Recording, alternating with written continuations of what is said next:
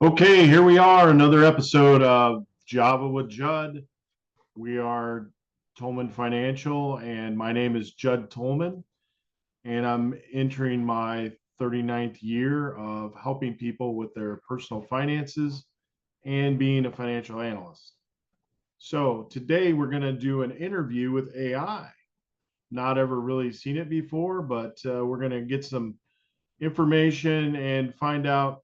We're getting a lot of questions after posting a lot of these videos on, okay, I get the idea that we need to be saving, but how do we get started? What's the best way to start? And, I thought, well, let's ask AI because they seem to be putting out some pretty good information and just have a little fun with it because that's what we do at Tolman Financial. We like to help people. We like to have fun doing it.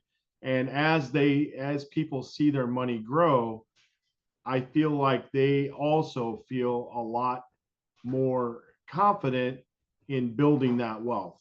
So with that said, let's get started. So we always like to start with, our opening screen. And now we're, Java with Judd, which we usually do on a Friday, but uh, I'm doing it on a Saturday morning today with this AI interview. And all of this is part of our Millionaire in the Mirror series, which you can find on YouTube, on our YouTube channel at Tolmen Financial. And we're getting a pretty good library of different topics, which will help you in your financial journey. So with this, let's see what we can come up with. Of course, we talk about Tolman Financial being using common sense coupled with math and science. We don't just throw darts against the board.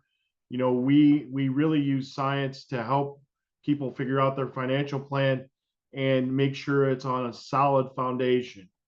And that's what we call financial engineering, because we have to get all the parts to mesh together and create one cash flow when you get close to retirement. And we also want to make sure that you've got that emergency savings while you're building for your retirement, because that's the most important part of any financial plan. And I think you'll see that today. So, with that, let's ask a couple questions. We're going to use the picture of Albert Einstein because, of course, AI does not have, they don't show image. So let's see what we come up with. Well, we're doing an interview with you on financial topics. So first of all, if there's a lot of people getting started building their financial plan, is the savings account one of the most important parts, the emergency savings and the regular savings account? Absolutely. Savings accounts are foundational to any financial plan. Emergency savings act as a safety net, helping you cover unexpected expenses without going into debt. Regular savings accounts are great for short-term goals and building financial discipline. They're both crucial for financial stability and peace of mind. Ready for more insights? Yes. So take us through what like the core starting points might be for anyone just getting started with saving. All right. Starting off, step one is creating a budget to understand your income and expenses. Then aim to build an emergency fund, ideally 3 to 6 months worth of expenses. Next, focus on paying off high interest debt, and then start contributing to retirement savings. What aspect interests you most to dive into? So with that said, uh, we also want to know why we're doing this, because if you're all of a sudden, feeling anxiety, or hey, I need to get started, or hey, I just got my first job, let me get my foot out on the right step and start saving money from the beginning, because believe me, it makes a big difference. So we need to know why we're starting the savings, because we need for you to stick with it, because if you start it and stop it and you save the money and then you go out and spend it all, then that's kind of defeated the purpose. So the first thing we got to do is, what are we doing? What's going in? What's coming in? What's going out as expenses? And where can we really kind of concentrate on saving money with each paycheck? and absolutely the first thing that we tell people is to start an emergency fund. I've had people come to me and say, hey, I got my first job and ready to start investing. And I ask them, how much do you have in savings? Well, I have a little over $100. And they kind of say that like that's enough, where we want to help them build 3 to 6 months or even larger amounts that they can have access to throughout the thing. So I won't take on a client unless we've started to establish that savings account and had some automatic deposits going in somewhere. And it doesn't matter what it is, if it's $20 or $30 a month into that savings plan, that all builds and gets you to the point where you want to be. So then if they have any debt, if you have debt, we need to prioritize and see where we need to shift that or get that paid off first. So emergency savings, so that we don't have to use any type of debt vehicle that's bad debt, especially credit card. And then once we get everything under control, now we can start setting up automation so that when your paycheck comes into that one account, let's set up other side accounts so that, okay, I'm going to have $25 or $50 a month or paycheck pushed to my automatic emergency savings account. And then let's figure out what the other buckets are where we want to push things automatically. And then whatever's left in your account, if you set up that plan properly, you can spend it. You know, that's why we live and work hard, blood, sweat, and tears in our jobs so that we can enjoy life. And I feel like people that don't have a plan are just kind of aimlessly going about it. And you know, even when you get into retirement, when you don't have a plan, you often don't spend as much as you could because you just don't know what's going to happen down the road because you haven't planned. So those are the big points I think that he's trying to make there. So let's see what else he has to say. Well, so let's assume that someone has gone through the due diligence and gotten their debt prioritized and they've started emergency savings. What would you recommend next? Because it seems like if they have a 401k, most companies are now doing an automated enrollment. And with the match, that seems like a good idea. What's your thoughts on that? Once they've got debt sorted and an emergency fund in place, tapping into a 401k, especially with a company match, is crucial. It's essentially free money that boosts retirement savings. Automated enrollment makes it easier to save consistently. Do you have thoughts on diversifying retirement accounts? So I think that he said it best too. You know, if you've got a job at work that offers a 401k, or even if you have a pension and are able to contribute to the 401k on your own without the match, you know, that automated portion is very important. We look at the 401k a little differently. We think you should do up to the match, but there's a lot of government regulations that we have videos on, and we'd like to see you maybe put it in a different type of savings where you never pay tax on that again. Because while we all pay tax, it seems like we don't need to pay tax on our savings that we've accumulated. So also, you know, consider what you're paying out in your health coverage, and then once you start contributing to the 401k and you get to the next level, now we could start talking about different investment strategies and putting your money away, you know, maybe in specialized stock programs, but that consistent, okay, I'm going to put $25 away in this fund, or I'm going to put $100 a month away into a life pension like we offer, but it's got to be done on a consistent basis. So let's see what else we can find out. Just wanted your thoughts on saving on a consistent basis instead of trying to find a lump sum and say, hey, now, you know, when I get my tax check back, I'm going to put that $3,000 away. What's your thoughts on that? Consistently saving is a smart move. It builds discipline and takes advantage of compounding over time. When you wait for a lump sum, like a tax refund, it's tempting to spend it, or unexpected expenses might eat it up. Consistent saving is a steady path to financial goals. What are your thoughts on making saving a routine? Well, I think that's the best way to save. And while you were off the air, we actually had a little conversation about that. And I feel like that's the best way to save is consistent saving out of your paycheck, push it to separate accounts electronically so that it's set up and you don't have to go in and change it because everyone has life get in the way sometimes. And if we've got that automated, that's one less step you have to take. And then once the plant's set up, don't you feel like they could actually spend what's left? Absolutely agree. Automating savings takes the guesswork out. It's like paying yourself first, right? Once that's done, what's left is yours to spend or budget without guilt. That automation really helps you stay on track, even when life throws those curveballs. Well, thanks for talking. Any other advice you might have to a new saver? Start small and be consistent.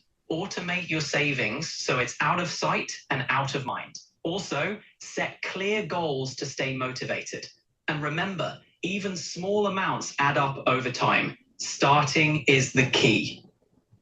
Totally agree. Too many people think that, hey, I'll start next month. I'm going to get a bonus, and they put it off and procrastinate. And what you just said is one of our big principles, the ability to compound your money and let your money make you wealthy, because compounding is what Albert Einstein feels is the eighth wonder of the world. And by using that to your advantage, it really takes a long time to start seeing those effects. But uh, once you get that snowball moving in the right direction, $1 million is a long process, but to get to that second million is very short. Would you agree with that? Absolutely. Compounding is powerful. Starting early and staying consistent makes a huge difference. The early steps might seem slow, but once that momentum builds, it accelerates. It's all about patience and persistence. I want to give you a scenario to work out for me. Let's say we have a person who is earning $60,000 a year and wants to put 4% away into their 401k, and they have an exact match of 4% coming from their employer. And let's say the money earns an average of 7% per year. How long would it take them to get to $500,000? If they're putting away 4% of their $60,000 salary, that's $2,400 a year. With the employer's 4% match, that's another $2,400, totaling $4,800 annually. With a 7% annual return, they'd hit $500,000 in about 33 years. Compounding takes time, but it really pays off in the end. So if they were 25 years old, what age are they hitting that 500,000 mark? If they start at 25, they'll hit $500,000 around age 58. That's the magic of starting early. Compounding has more time to work its magic and build that nest egg. What are your thoughts? Okay, that took quite a while, but how long would it then take to get to the $1 million mark with the same contributions? It would take about 41 years total to hit $1 million with the same contributions and 7% return. So if you start at 25, you'd reach that mark at 66. The power of compounding really kicks in over the long haul. So how many years to get to $500,000? It'd take about 33 years to reach $500,000 with those conditions. And then the additional 500,000 to make it a total of 1 million. How many years and what age would that be? It'd take about 33 years to reach $500,000. To get to $1 million, it would take around 41 years total. So starting at 25, they'd hit $1 million around age 66. So only 8 years instead of 33 to get to capture that second 500,000 and double their money. That's right. It takes about 33 years to reach 500,000, but just another 8 years to get to the million mark. That's the power of compounding working its magic. The growth really speeds up over time. So let's say that same person started at age 22. What age would they reach the $1 million mark using those same components? Starting at 22, they'd hit the $1 million mark around age 63, giving them a 3-year head start compared to starting at 25. Compounding is extra powerful with a bit more time. So sometimes I talk to people and maybe they work for a company for 2 or 3 years and they've built a maybe what they feel like is a small amount in their 401k, and because they feel it's so small, they cash it in and use it, for other expenses. What has that done to their savings towards that $1 million mark, and should that be really a practice that people do? Cashing out a 401k early can set back someone's savings in a big way. They face taxes, penalties, and lose out on compound growth. It's not a great practice if the goal is long-term financial growth. It's usually smarter to keep those savings growing for retirement unless it's absolutely necessary. Okay, thank you very much, Mr. AI. I hope you have a wonderful day. Thanks, Judson. You too. Take care. Bye-bye. See you later. So there you have it.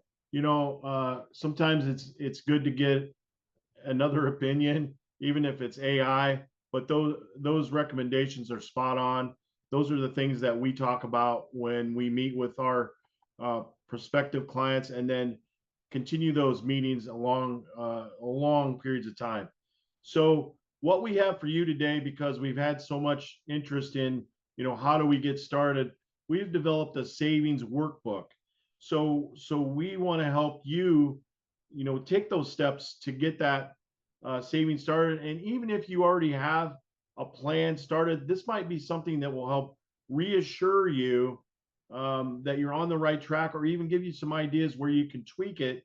Because I'm always looking for places where we can improve what we're doing, because as time changes and our culture changes, we have to make sure we're cutting edge and making sure we're taking advantage of the very best programs that will give us back the money that we've invested, so that we'll have that, long term. So when you think about it, okay, what does financial freedom look like to me? And these are just a couple questions that starts out the workbook. Stresses. I see so many people that are stressing about money, and I think if we can get a plan and get ahead of the ball, and know that, okay, I've got this savings account in case something happens, but I want to stay ahead of my bills too, and make sure that I've got the money already set aside and already planned for that month, because I know what my averages are. And then what's our goal for starting these savings programs? Are we saving short term? Do we want to save for college for our kids? Or are we just worried about, getting to retirement and making sure? A lot of people have goals of having a second house, maybe in a vacation state. So let's make sure we identify those goals, but let's put the plan into action. So this is this is just part of the workbook. So set SMART goals. Don't say that you're going to save 70% of your money. Let's look at that, and we have a program also that can help you do that and show you, by saving a little bit at a time, what that will look like in 10, 15, 30 years. But so we need short-term goals, for the next 3, 6 months, a year, midterm goals, a year to 5 years, and then let's set some long-term goals for 10 years and beyond. And write down why it matters to have those goals. So here's your categories. It's we've got to write down and see where we are and what's going out of the pot, so that we're not using credit cards to help, smooth things over, so that we know that we're saving, So what's your monthly income? So now we can work off of that, subtract out the rent and mortgage, utilities, all the things that you have to pay. But when we get down to this subscriptions, believe me, we're spending way too much money on the Hulu and the Netflix and YouTube TV and things like that. We've got to get that pared down. Does it really matter if you see your Hulu thing a month from now? So maybe it's a good idea to take out a Hulu subscription for this month, shut it down, and then start a Netflix next month, and then start a Paramount or whatever is out there, and reduce that. That alone could give you the 25 to $100 a month extra that can go into your savings, and then any other things that are there. So we kind of break it down into a 50-30-20 rule, and we can adjust those numbers however you want. And our program will actually do that. So your needs have to be around 50%. Those are kind of a lot of the things that were on the last slide. Your wants would be your fun, the things that you get to do, including your Netflix and any other stuff like that. And then your savings, okay, we got to have that emergency savings account, we got to have a retirement account. What other savings can we do that will help us, through the rough patches and then get us to retirement, so that we're living the same lifestyle that we've become accustomed. And then this is another, build your saving habits. Let's go back to that one. So we already talked about automating savings. A lot of banks will have a roundup app where you can round up to the next uh, thing and save that money. So let's say you had a bill, you use your credit card or debit card, and it was $9.52. That extra 48 cents would get swiped off into a savings account so that that money can build instead of putting change in your pocket or whatever. I mean, you wouldn't put change in your pocket if you're using a debit card. Like we already talked about, cancel some of those subscriptions, and then some cash back tools. A lot of these credit cards will pay you some money back, or if you like to travel, I don't like credit cards, but I've had to take them out to build the points so that we can have those when we go on plane trips. And then the no spend challenge. Give yourself a month, 30 days to say, okay, I'm not going to buy any clothes. I'm not going to spend any extra money. I want to see what that looks like in my account after 30 days. And then let's tweak that and see where you are for the next month or the rest of your life. So then in the workbook, we have the monthly check-in. Okay, you started on the first. Let's look at where we are on the first of the next month. Did I reach my savings goals? What worked well? Where did I overspend? And uh, what's our financial wins? How did we have success? And then what will I change next month to try to make it better? This is a constant, uh, I don't want to say battle, but it's a constant process that we have to keep working towards every month. It doesn't just stop after you've accumulated, $1,000 in your savings. So we've had a lot of people saying, Judd, we've been watching your videos. We love what we see, but we just need help getting started. Okay, we're here. We've decided to start this mentoring program. We'll help you get started. We'll walk you through your goals that we just talked about. We'll help find areas where you can reduce your spending.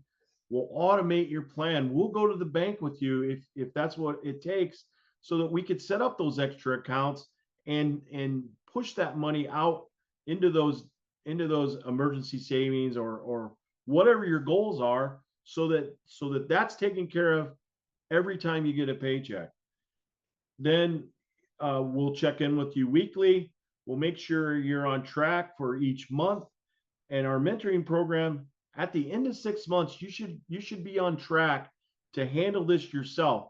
So I don't want this to be an ongoing process. I want you to invest in yourself, in knowing what you're doing, not just having someone else do it for you.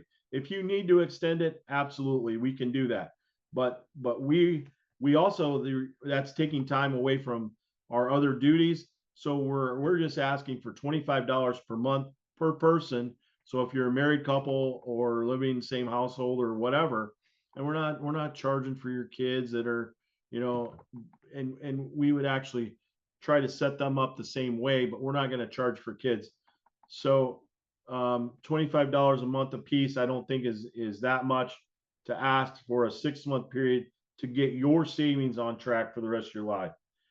And I think I already talked about everything on the left side. So here we are. Uh, Contacts us at judd@tolmenfinancial.com. You got my phone number there. One of us will get back to you by giving us that information. You're not gonna go into some network and start getting 50 calls an hour from all over the United States. We're in house. We stay in house, and we're not gonna badger you. And if you say, "Hey, Judd, I don't want you calling anymore. Just call me at the end of the month when we need to do our review." That's cool with me. But we're here for you. And what I can tell you right now is keep watching the videos. We're trying to push them out as fast as we can, but we've got a lot of clients that also are needing our help. And I think these videos are really helping from what people are saying. So again, Java with Judd, the Millionaire in the Mirror series. Find us on YouTube. There's my contact information again. Appreciate you watching us, and please subscribe. We're getting a lot of people viewing, but no one's subscribing. That really helps us in the YouTube, big secret formula. So if you could subscribe and maybe like our videos, that would give us help. And if you want to comment, "Hey Judd, like your information. Hey, could you do something on a different subject?" and let us know, and we'll attack that and get that done for you. Thank you again, Judd Tolman. Have a great day.